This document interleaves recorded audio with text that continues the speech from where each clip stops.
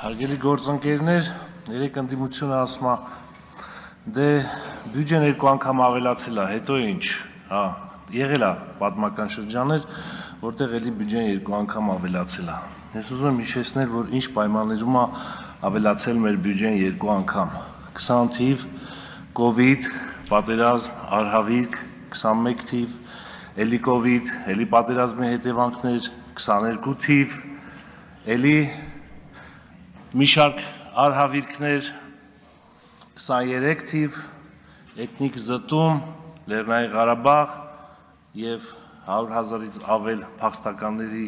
ընդունում, 24 թիվ, նույն պրոբլեմներ և 25 թիվ, մի քանի ամիս է ոնց որ թե նորմալ առանց արհավիրքների, սակայն նախկին պրոբլեմներով նորից փորձում ենք առաջ տանել։ Այսինքն, այս արհավիրքների աղետների պայմաններում մեզ հաջողվել է բյուջեն կրկնապատկել։ Երբևէ այսպիսի աղետներ, արհավիրքներ, այսպիսի խնդիրներ ամեն տարի երբևէ որևէ իշխանության առաջ չի եղել։ Եվ այս պայմաններում մեզ հաջողվել է դա անել։ Ինչ ենք արել անվտանգության ոլորտում։ Ակադեմիայից 3 խոսք գնաց, մինչև 21-22 թիվը ինչ էր ակադեմիան ռազմական։ Ռազմական ակադեմիան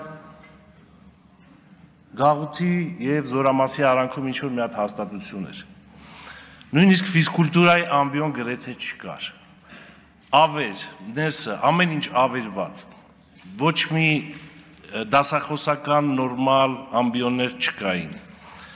Եղել է տարի, որքանով ես հիշում եմ, ակադեմիան դիմորդները եղել են ընդամենը 16 հոգի։ Ու այս պայմաններում մենք ուզում ենք բանակ ունենայինք, առանց բազային կրթությամբ սպաների, առանց ռազմական ակադեմիայի։ Եվ ինչ ունենք 22 թվականից հետո, երբ որ շատ լուրջ բարեփոխումներ իրականացվեցին այդ ոլորտում, երբ պետությունը շատ կարևորեց կադրերի, որակյալ կադրերի պատրաստման գործընթացը, մենք ունեցանք այն, որ մի տարի-տարիուկես հետո ակադեմիան ճանաչվեց աշխարհի լավագույն ակադեմիաների 19 ակադեմիաների ցանկում։ Մենք ունեցանք այն, որ ակադեմիան ավարտողներին 3 սենյականոց բնակարան Երևան քաղաքում։ Աննախադեպ դա բարեփոխում է և աննախադեպ սոցիալական ապահովությանը ուղղված միջոցառում։ Երբևէ նման բան չի եղել։ Երևի նախկինում, որպեսզի լեյտենանտը ակադեմիա ավարտածը տուն ստանար, ես չգիտեմ, դա կարող է լինել միայն հետմահու, էդ էլ կլիներ, թե չէր լինի։ Հիմա բոլորին 3 սենյականոց տուն ենք տալիս։ Ակադեմիայում այսօր ունենք լավ ամբիոններ, լեզվի ամբիոններ, անգամ թուրքերենի։ Ակադեմիայի դասընթացները երեք պարոն Գեղամ Մանուկյանը բողոքում էր, ասում էր, խեն քաղաքացիական առարկաներ անցնում։ Այո, քաղաքացիական առարկաներ են անցնում, եւ այդ քաղաքացիական առարկաները անցնում են նաեւ Երևանի պետական համալսարանում, ակադեմիայի մեր սաները գնում են այնտեղ Բրյուսով են դասընթացների մասնակցում։ Մենակ մի 7 տեսակի 7 ձևի ֆիզիկական կուլտուրայի առարկաներ են անցնում եւ մեր ակադեմիայի սաները վաղը լինելու են այս բանակի ղեկավարները, նաեւ ձևավորվելու է սերուցքը մեր ժողովրդի, որը լինելու է հենց այս սպաներից, որոնք ունենալու են շատ բարձր որակներ, ֆիզիկական եւ կամային հատկանիշներ եւ պրոֆեսիոնալ սպաներ։ Սա ակադեմիայի մասով, երեք որ ասում էր, ինչու ակադեմիան սենս չի կամ նենց է, բայց ամեն մի սպա պատրաստելը նաեւ տևում է 4 տարի, 5 տարի։ Այն ընդունվածները, ովքեր ունեն լեզվի իմացություն, գոնե դպրոցական մակարդակի, գերազանց մակարդակի իմացություն, կարող են շարունակել ուսումը 1 տարի ակադեմիայում սովորելուց հետո 4 տարի կարող են սովորել միջազգային այլ ակադեմիաներում, Ֆրանսիայի, Հունաստանի, գուցեև Միացյալ Նահանգների եւ այլն։ Ահա այսպիսի արդյունքների ենք հասել մենք բազային կրթությամբ սպաներ, կադրեր պատրաստելու առումով։ Ինչ ունենք ամրաշինական կառույցների եւ զինվորների պաշտպանվածության մակարդակը բարձրացնելու ուղղությամբ։ Մենք այսօր աննախադեպ մեծ ծավալի, երևի Հայաստանի 30 տարվա պատմությունը եւ դրանից առաջ էլ որ գումար ենք բազմապատկենք, այս վերջի մի 2-3 տարվա արդյունքները չենք կարող մենք ունենալ։ Նույնիսկ այդ արդյունքների մի մասը չենք կարող ունենալ այս առումով։ Ամրաշինական կառույցներ ենք սարքում ամբողջ սահմանների երկայնքով։ Այս մասին շատ չենք խոսում, բայց զինվորը արդեն գիտի, զինվորը այսօր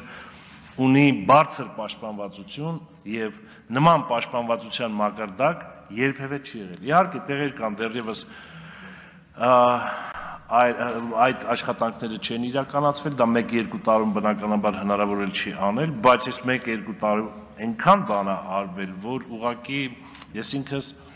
նախքան այդ աշխատանքները սկսելը զարմանում չէի հավատում, որ հնարավոր էր այդ ծավալի մեծ աշխատանքներ անենք։ Ռազմարտությունաբերության ոլորտում, այդքան որ անվտանգությունից խոսում ենք, Հայաստանը չի ունեցել ռազմարտությունաբերություն, կարող եմ ասել, մինչև 20, 21, 22 թիվը 21 թիվը ռազմարտությունաբերություն մենք չենք ունեցել, ուղղակի չենք ունեցել, չեն էլ թույլ տա, որ մենք ունենանք։ Հիմա մեր ռազմարտությունաբերության բնագավառում այնպիսի նվաճումներ ունենք, որ այդ մասին էլ չենք կարող, ցավոք սրտի չենք կարող խոսել, բայց լավագույն ինժեներներ, լավագույն պրոֆեսիոնալներ, այսօր կառուցվում են լավագույն գործարաններ եւ դրա արդյունքները մենք կտեսնենք տարիներ հետո։ Իհարկե դա շատ տեսանելի է լինելու։ Անվտանգության ոլորտում արտաքին հետախուզություն ձևավորել ենք 0-ից արտաքին հետախուզության ծառայությունը, որը շատ կարևոր ծառայություն է եւ նույնպես այսօր արդեն գործում է եւ համալրված է որոշակի առումով եւ մի քանի տարի հետո, կարճ ժամանակ հետո ամբողջությամբ կիրականացնի իր արժեվ դրած ֆունկցիաները։ Ատեստավորման գործընթաց, աշխատավարձերի բարձրացում ամբողջ զինված ուժերում, ոստիկանությունում, անվտանգային համակարգերում, գիտելիք, փող, գիտելիքի պրոֆեսիոնալիզմի դիմաց, աշխատավարձ, գիտելիքի եւ պրոֆեսիոնալիզմի դիմաց։ Եվ ինչ ստացվեց, որ այսօր մեր զինված ուժերում, ոստիկանությունում, ազգային անվտանգության ծառայությունում մարդիկ նորից վեր են հիշում իրենց գիտելիքները, բարձրացնում են պրոֆեսիոնալիզմի մակարդակը, դրան զուգընթաց նաև իրենց աշխատավարձերը։ Ոստիկանությունում այնպիսի բարեփոխումներ են իրականացվել ներքին գործերի համակարգում, որը նույնպես աննախադեպ է։ Նոր մշակույթ, նոր բովանդակություն, նոր ձև է ստացել ընդհանրապես ոստիկանությունը։ Բարեկային ոստիկանության ձևավորում, այսօր բարեկները ոստիկանության հիմնական ստորաբաժանումներ այնպիսի համալրում ունեն տեխնիկական, շենքային եւ այլ պայմաններով, որ երբևէ չէին էլ կարող երազել։ Ես կոնկրետ ոստիկան եմ, ես չէի կարող երազել, որ նման բան կարող է լինել։ Եվ թե տրանսպորտային միջոցները 3 բացումներ մեր ոստիկանության բարեկային ծառայության շենքի եւ ուղղակի շենքային պայմաններ իր սպորտզալով, բաղնիքներով, չգիտեմ, հրաձգարանով, օպերատիվ կառավարման կենտրոնով, որ եթե աչքերը փակած մտնեիք միտեղ, կասեք, որ սա Հայաստանում չէ, սա այլ երկրում է։ Ես բարեփոխումներ հենց տենց չի եղել, սա շատ դժվար, ծախսատար բարեփոխումներ են, որը եղել են։ Մեծ ծավալի դատաիրավական բարեփոխումներ են եղել, որի մասին պարոն Վարդանյանը արդեն խոսեց, հակակոռուպցիոն դատարաններ եւ այլ, կադրային մեծ հարցեր են լուծվել դատական համակարգում եւ սրան շատ չեմ ուզում անդրադառնամ։ Շինարարություն, ճանապարհներ են կառուցվել, վերակառուցվել 2400 կիլոմետրից ավել։ Սրա մեջ չի ներառվում սուբվենցիոն ծրագրերով կառուցված եւ վերանորոգված ճանապարհները, հələ դա չեմ ներառում։ 2414 մետր, կարծեմ, այդքան ճանապարհ է կառուցվել եւ այն գյուղերը, որոնք որ մոտ կես դար ճանապարհ չեն ունեցել, այսօր շատ ու շատ գյուղեր ունեն նորմալ բարեկարգված ճանապարհներ եւ այդ գործընթացը շարունակվում է եւ բոլորն են ունենալու լավ ճանապարհ։ 500 դպրոց, 300 մանկապարտեզի մասին չեմ խոսում, այսօր ընդդիմությունը ասում է սուտ եք ասում, հələ հազիվ մի 100-ն եք սարքել, տոլի 100-ն եք սարքում, հա 500 չի, 100 է, իհարկե դառնալու է 500 եւ դառնալու է 300 մանկապարտեզ։ ԶՊՄԿ-ի հետ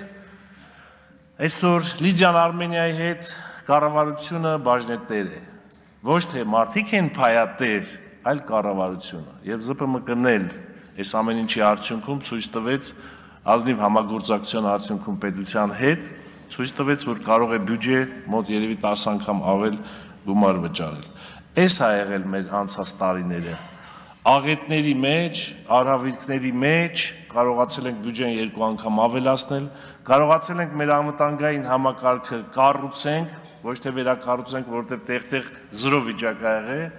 եւ կարողացել ենք այս ամենը անել։ Դե պատկերացրեք, եթե այս արհավիրքները չլինեն, ես չգիտեմ, բյուջեի այս ամբողջ եկամուտները 4.3 միլիարդ էր լինելու, թե 14.3 միլիարդ, բայց եթեով պատմությունը չի սիրում, որ խոսենք, ամեն դեպքում մեզ հաջողվել է դա անել պարոն վարչապետ, արդից օգտվելով ուզում եմ ասել, որ աջակցում եմ ամբողջությամբ